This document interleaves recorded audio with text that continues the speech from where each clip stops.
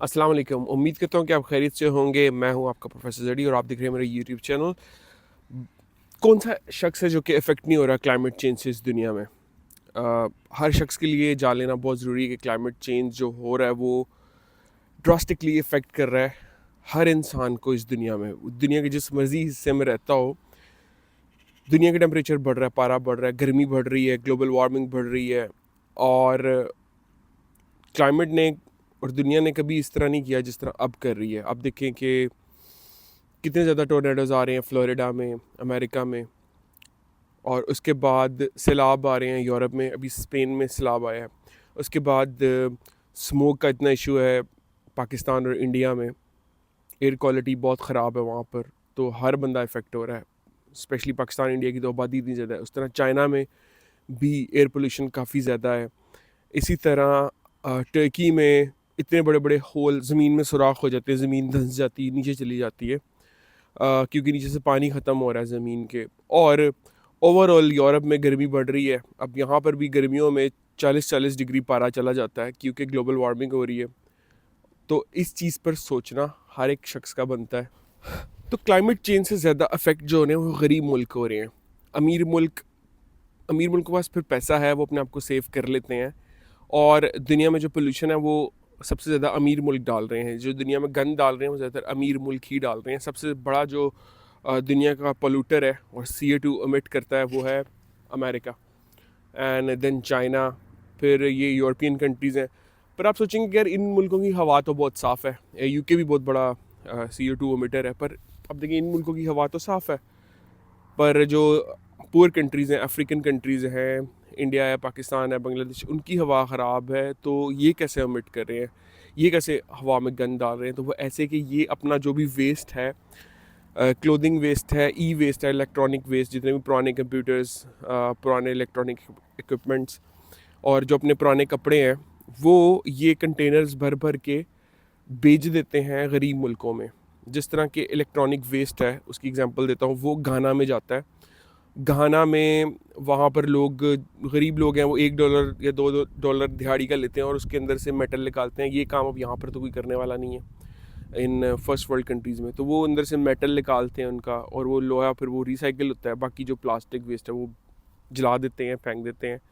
और वहाँ पर लोग जो ये काम करते हैं और बड़ी तादाद में करते हैं, उनको बहुत ज़्यादा सेहत के मसले हैं, सेहत की प्रॉब्लम्स हैं। और यहाँ से इन मुल्कों से कंटेनर भर भर के उन कंट्रीज़ में जाते हैं। अब चिली में सैटेलाइट से नज़र आता है, इतना बड़ा पहाड़ है कपड़ों का, पुराने यूज्ड कपड़ों का, और ये वो सारे ब्रांडेड कपड़े हैं, H&M, वर्साची, वो सारे यूरोप से, अमेरिका से वहाँ पर जाते हैं।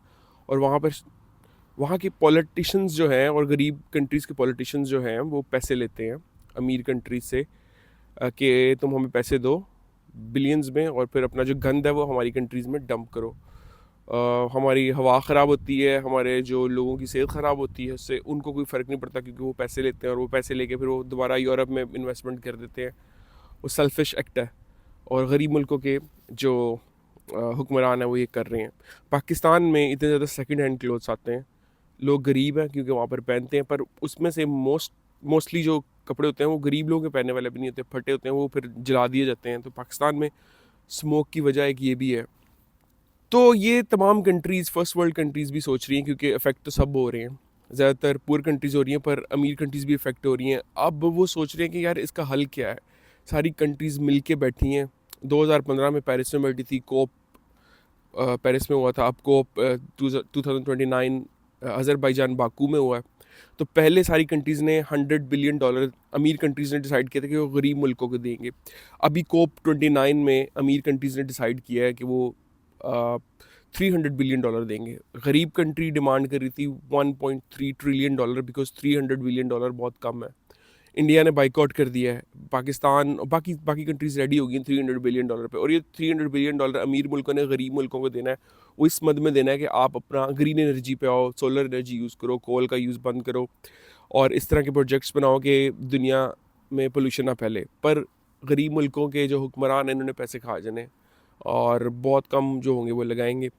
बहरहाल गरीब मुल्क डिमांड कर रहे थे 1.3 ट्रिलियन, और ये एग्रीमेंट नहीं हो पाया। 2 हफ्ते तक ये बैठे रहे हैं, और फिर लास्ट नाइट भी 6 बजे कॉन्फ्रेंस एंड होनी थी, ये 2 बजे तक रात को बैठे रहे हैं और फिर ये $300 बिलियन के एग्रीमेंट पे पहुंचे हैं और अमेरिका इससे बैकआउट कर गया है। फ्रांस वहाँ पर नहीं था, चाइना नहीं था। अ, अमेरिका इसलिए बैकआउट किया क्योंकि वहाँ पर डोनाल्ड ट्रंप आ गया है। डोनाल्ड ट्रंप कह रहा है कि I want to make America great again, मैं इन मसलों में नहीं पड़ा कि दूसरी मुल्कों के पैसे दे रहा हूँ। सो आई थिंक ये अगर इसी तरह ही चलता रहा, अब जो बड़े बिजनेसेस हैं जैसे कोक है, बड़े एप्पल है, ये इतना ई वेस्ट प्रोड्यूस कर रहे हैं, कोक इतना प्लास्टिक वेस्ट प्रोड्यूस कर रहा है, वो अरबों बिलियन डॉलर कमा रहे हैं। वो इस तरफ लोगों को अवेयरनेस देना नहीं चाहते कि हम कितना प्लास्टिक वेस्ट फैला रहे हैं। दुनिया में मछलियाँ कम और प्लास्टिक की बोतलें कोक की ज़्यादा हो रही हैं। इसी तरह ये डंप कर देते हैं बड़े बड़े ओशंस में दूर जाके। अगर कोई कंट्री कॉन्ट्रैक्ट ना दे डंप करने का तो ये दूर ओशंस में जाके डंप कर देती हैं अपनी प्लास्टिक बोतल्स को, और इससे मछलियाँ मर रही हैं काफ़ी ज़्यादा, सी लाइफ डिस्टर्ब हो रही है। तो अगर ये आप दुनिया के साथ बुरा कर रहे हो तो दुनिया भी हिट बैक कर रही है आपको क्लाइमेट चेंज के साथ। और अगर इसी तरह चलता रहा तो 2040-50 तक ये दुनिया बहुत पोल्यूटेड हो जाएगी और रहने के काबिल नहीं रहेगी।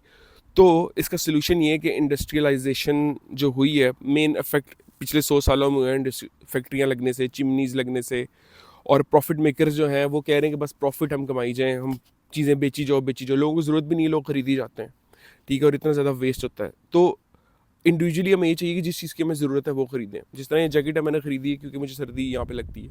अब मैं ये सोचूं कि मैंने एक येलो भी ख़रीदनी है, एक डिफरेंट ब्रांड की होनी चाहिए, एक ब्लैक भी होनी चाहिए, एक ऑरेंज भी होनी चाहिए, ये वेस्ट है। और इसकी रिलीजन भी इजाज़त नहीं देते, ये वेस्ट ऑफ मनी है और ये आप दुनिया के साथ ज़्यादती कर रहे हो। कंट्रीज़ को नेशनल लेवल पर चाहिए कि वो इकदाम करें, जिस तरह यहाँ पर ऐसे है कि जो चीज़ें प्लास्टिक के कंटेनर्स में आती थी, जिस तरह मैकडोनल्ड्स चले जाओ तो मैकडोनल्ड्स में सब कुछ आपको उधर Coke, Pepsi, ice cream plastic containers में देते थे, अब वो पेपर कंटेनर में दे रहे हैं, स्ट्रॉस पेपर्स वाले आगे। लेकिन जो बड़ी कंपनीज हैं जैसे कोक है, प्रॉक्टर एंड गैमल है, ये अपने शैम्पूज़ बनाते हैं, ये ऐसी प्रोडक्ट्स बनाते हैं जो कि प्लास्टिक में आती हैं, तो वो उस पे वो रिसाइकल प्लास्टिक नहीं हो सकता। तो उस पर देखने की ज़रूरत है। ऐसी चीज़ों को बाइकआउट करें जो कि पोल्यूशन फैला रही हैं, और ऐसी चीज़ों को इंडिविजुअल तौर पर भी हम लोगों को चाहिए कि दरख्त उगाएं, और गाड़ी और जिससे भी फालतू में चीज़ों को आग लगाना, कोयले जलाना, इन चीज़ों को बंद करें, वरना 2050-60 तक ये दुनिया रहने के काबिल नहीं होगी। और वैसे तो कंट्रीज़ काफ़ी बड़े इक़दाम कर रही हैं इंडस्ट्रियल लेवल पे कि पोल्यूशन कम फैलाई जाए, इसी चीज़ के तो पैसे दे रहे हैं, पर $300 बिलियन कम है। और आई पर्सनली बिलीव कि $300 बिलियन कम है, ज़्यादा पैसे देने चाहिए थे। पर गरीब मुल्कों को भी चाहिए कि वो ख़ुद भी ऐसे इक़दाम करे, ऐसे स्टेप्स उठाए कि दुनिया में पोल्यूशन कम फैले, और ये जो अमीर मुल्कों से पैसे लेकर आप उनका वेस्ट अपने मुल्कों में डंप करते हो, ये भी नहीं होना चाहिए। सो उम्मीद है कि आपको वीडियो अच्छी लगी होगी। मिलते हैं किसी दूसरी वीडियो में। See you and hope you have a nice day. Bye bye.